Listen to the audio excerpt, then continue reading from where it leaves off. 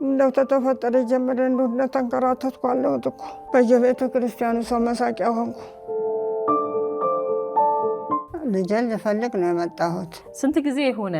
አይ ቆይቷል። የኔ ልጅ ታሪኬማ ተሴትዮዋ ጋር አብረን ነበር የምንኖረው። አንድ ቤት ውስጥ ነበር። ዘርፈሸዋል ይባላሉ። አባታቸውን ስም አልነገሩኝም፣ አላውቅም። ሴትዮዋ ጠይም ቆንጆ ናቸው። አሁን ሴትዮዋን አገኘኋቸው እዛ። አሁን ተኔ ጋር ሄዳለች፣ ትልቅ ሆና አገናኝሻለሁ ብለው ማሉልኝ። በማግስቱ ፖሊስ እጄ ሲሄድ አጣኋቸው። የእርሶ ስንተኛ ልጅ ናት? አንደኛ ነች። የመጀመሪያ ልጅ ናት? የመጀመሪያ ልጅ ነች። ከቤት ወጣ ነው የጠፋችው? ከቤት ወጣ አይደለም፣ ተሴትዮዋ ጋር አንድ ቤት እንኖር ነበር። ሴትዮዋ ናቸው ይዘዋት የሄዱት? ሴትዮዋ ናቸው። አቶ ኃይሌ የሚባሉትን ሰው ያግብተው ሲሄዱ ነው ይዘዋት የሄዱት። ከዚሁ አዲስ አበባ መተን አብረን መተን ነው እኔን ወደ ገበያ እንደዚህ ላካረጉኝና እነሱ ለቃ ለመሄድ ተነስተዋል። ስለዚህ በእርሶ ፈቃድ ነው የተሰጠችው ማለት ነው? በፈቃድ አብረን ስለተቀመጥን ነው እንጂ ፈቃድ ወሰዱ ብዬ አልሰጠኋቸውም። እግዚአብሔር ነው ምስክሬ። በደባል ስም ነው የተቀመጥነው፣ አንድ ላይ ስለ ከተማ ማለት ነው።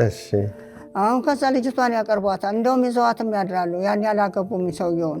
እሳቸውም ከዚህ ከአዲስ አበባ ከባሏቸው ከፍቷቸው ይመስለኛል እዛ ሀገር የመጡት እና እንደዚህ በእንስራ ብጤ ጠጅ በጥብጠው ይሸጣሉ። እኔ ደግሞ ዳቦ ምናምን ነው የምነግደው፣ እሱን ነው ለነጋዴ የማስረክበው።